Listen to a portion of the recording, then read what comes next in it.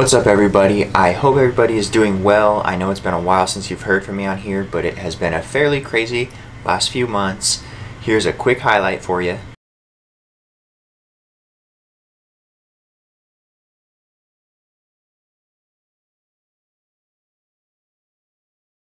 But with all that finished up, it is time for me to start getting focused on deer season.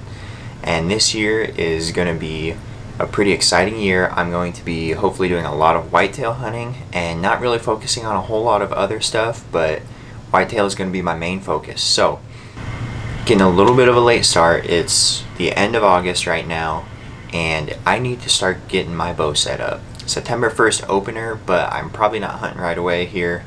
Probably wait till mid to end of September to get out. It is time for me to start getting my bow set up. So I'm going to walk you guys through that real quick. Just kind of what I do pre-season, getting prepped, looking over gear, getting gear ready. It's still set up for turkey season, so I need to swap it over to what I'm going to run for whitetail. Not a whole lot of change, but there's just some minor things that I like to look at as I go into the season. The first place I like to start when I'm getting ready to set up is I look over all my arrows. Now, this is all of my practice arrows from last year. As you can see, we've got some knock problems. There's a few, I think there's 2 good ones in there. And as you can see, we've got some tip problems too. I'm gonna get these sorted out. I'm gonna check concentricity, check weight, find new inserts, find new collars for them. And we're going to get rolling here. I'm even going to check the ones in my quiver, just kind of check them for weight, check them for concentricity, and give them an overall rundown and fix what needs to be fixed on them. Now, I don't know if you guys could tell on video, but I could definitely tell, and I know that it is a common issue and a well-known problem that these arrows that have multiple components on the end, they really rely on the component quality. And with these just basic collars and inserts on these Pierce Tours, you can tell that there's some of these brass collars that aren't spinning concentric, because the shafts with nothing on them are spinning quite a bit better than some of the shafts with collars on them. Now that's not saying that all of them are bad, but there's some that are fairly noticeable. I wouldn't say that it's like significant quality degradation, but it's just something you can see a little bit of a wobble. And I know that there was one arrow that had a broadhead and a component on it that didn't spin very well, and I believe this is probably a little bit due to the broadhead also. Kind of looking at the shaft and the component, it looked like there was wobble in the broadhead. What I will do is, I have one other practice arrow that I wasn't real pleased with how it was spinning, so I'll take a look at that one also. But other than that, they all spun fairly well, so I'll get to replacing nocks and finding components for the ends here. I'm not changing anything on my arrow this year. I am very happy with how these shoot and how they perform on animals, so I am going to still use the brass components. I don't think that the concentricity on some of these was really an issue, because I try to sort out the good ones and I use the bad ones for practice, but I still get what I would consider decent groups and groups that aren't making me second guess my setup. So I got my arrows all checked out, and now what I'm going to start doing is taking a look at my bow. I'll probably start by doing the easy stuff. I'm going to get my stabilizer swapped out. Then I'll throw it in a press, probably clean the strings, wax the strings, check timing, and all that good stuff. Make sure my peep is exactly where I want it, and then we'll be ready to tune it. So first, I'm going to check my little notebook here and see what I had on there for stabilizer weight, because that would be a good starting point for this year. Looks like on my 15-inch front rod I had 3 ounces, and on my 10-inch back I had 6 ounces.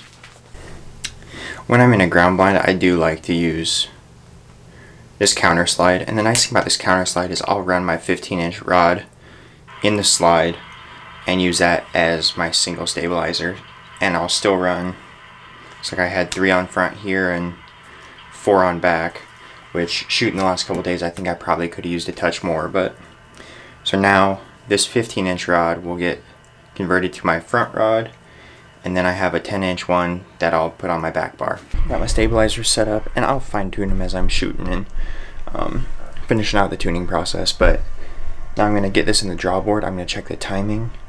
It's always generally where I start, because if you get down the road tuning and your bow's not timed, you're just going to have to start over. So check timing, then I'll check poundage, and we'll go from there. My timing was pretty dang good. It looks like my cables haven't moved since I tuned it last year, so that's perfect. That kind of makes me feel good too. That's a testament to my string and cable building. So my bow pulling about 70.5 pounds to 71, 30 1/4 inch draw length, peep height 3 14/16, peep to sight 31 5/16, brace height 6.5, axle to axle 35 3/16, arrow weight 467, and the sight tape I have on there right now I think is about 281-ish, I believe. And then front stabilizer 3 ounces, rear stabilizer 6 ounces, and I think we're good to go. I'm going to run out to the garage. Oh, nope. I'm going to go soothe the baby. I'm going to go soothe Lachlan real quick. Okay. So, we're out here in my... I'll turn some more light on. My indoor garage archery range here. And I'm going to do a little bare shaft tuning. Normally I would paper tune and then bare shaft tune, but generally you have some corrections. I have some corrections after I bare shaft tune. Not bare shaft, sorry, after I paper tune. And my bow should still be pretty well tuned. So I'm just going to skip the bare shaft. Okay, that was easy. It looks like bow held tuned through dragging it through the Elkwoods last year, dragging it through turkey, and dragging it through deer hunting. So that makes for an easy morning. I will show you guys this here.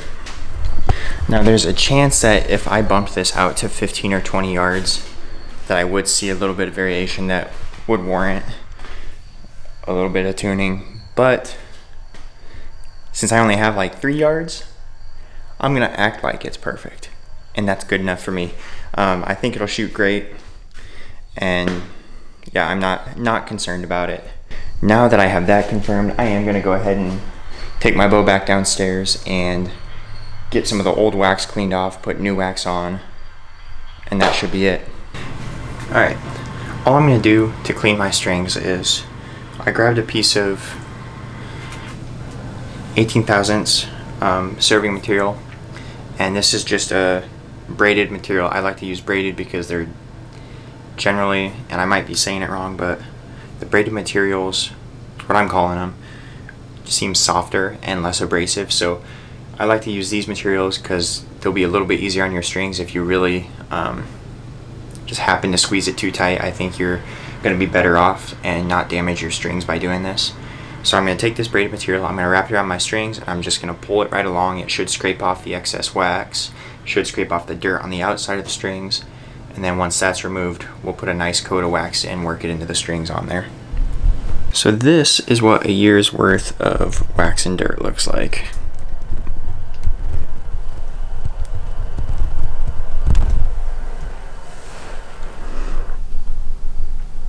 About the size of a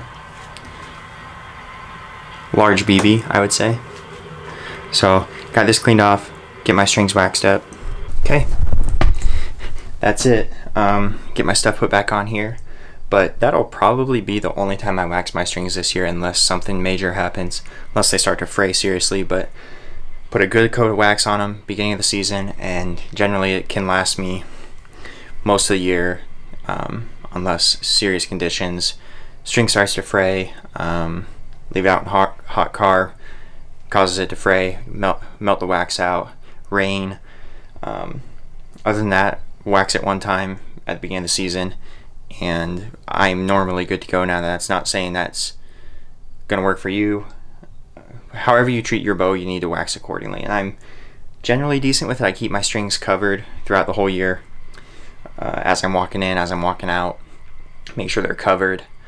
One thing you didn't see me cover on this video is straightening my peep out, and at the end there you might have saw that it was a little off center, and I actually don't mind that on my setup, right or wrong.